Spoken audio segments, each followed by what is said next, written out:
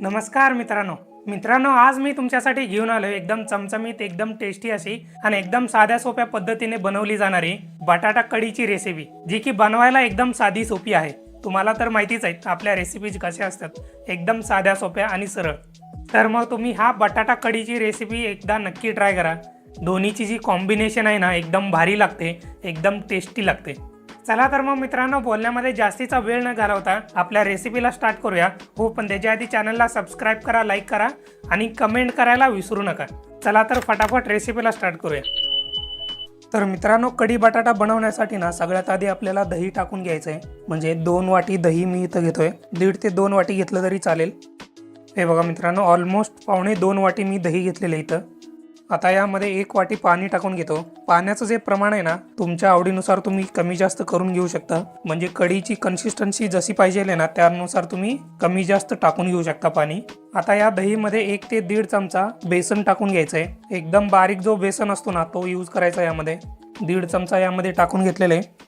आता दही आणि बेसन पाण्याबरोबर चांगल्या प्रकारे मिक्स करून घ्यायचं आहे। बेसनाच्या ज्या गाठी असतात ना त्या चांगल्या फुटल्या पाहिजेत तोपर्यंत चांगलं हे मिक्स करून घ्यायचं आहे। आता मित्रांनो अजून 1 वाटी यामध्ये पाणी टाकून घेतो। मगाशी सांगितल्याप्रमाणे ना हे घट्ट झालेलं आहे। तुम्ही जे दही वापरता ना ते जर घट्ट असेल ना तर पाण्याचं प्रमाण जे असतं थोडंसं वाढवावं लागतं। हे बघा मित्रांनो अशा पद्धतीने मी हे तयार करून घेतलेलं आहे मिक्स। हे बघा तुम्ही इथं बघू शकताय एवढं पातळ करून घेतलेलं आहे बघा। म्हणजे घट्ट ताक जे असतं ना सेम तसंच करून घ्यायचंय, एकदम पातळ पण नाही करून घ्यायचंय। आणि जेव्हा आपण याला शिजून घेऊ ना अजून घट्ट होऊन जातं। तर अशा पद्धतीने आपल्याला दहीचं मिक्स तयार करून घ्यायचंय।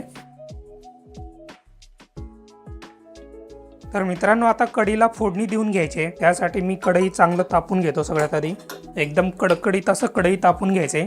एकदा का कढई चांगलं कडकडीत असं तापलं ना आता यामध्ये 3 ते 4 चमचे तेल टाकून घ्यायचंय आणि तेल पण चांगलं तापून घ्यायचंय।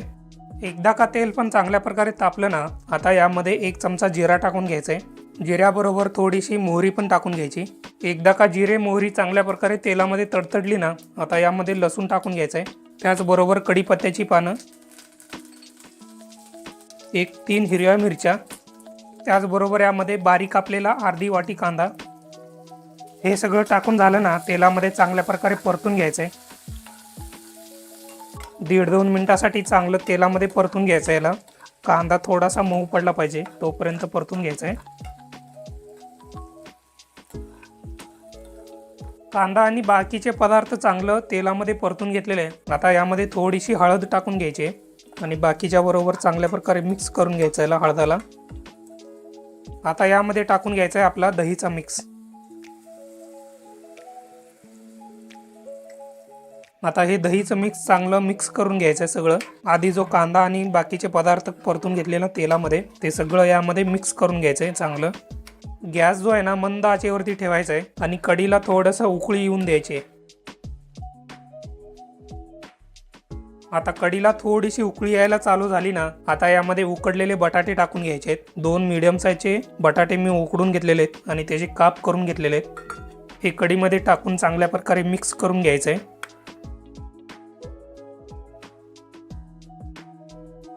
कढीला जास्त उकळून नाही घ्यायचंय, थोडंसं गरम करून घ्यायचंय। म्हणजे एकच उकळी आली पाहिजे त्याला। कढीला जर जास्त तुम्ही शिजवून घेतलात तर जास्त उकळी येईपर्यंत वगैरे शिजवून घेतलात तर कढी फुटून जाते आणि दिसायला चांगली नाही लागत आणि खायला पण चांगली नाही लागत। आता यामध्ये चवीपुरतं मीठ टाकून घ्यायचंय। आता मी यामध्ये थोडंसं कोथिंबीर आणि पुदिना टाकून घेतो।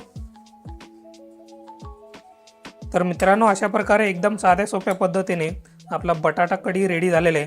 चवीला एकदम मस्त लागते, एकदम भन्नाट बनते। तर तुम्ही पण तुमच्या घरी एकदा नक्की ट्राय करा। मग काय मित्रांनो कशी झाली बटाटा कढीची रेसिपी? एकदम मस्त की नाही?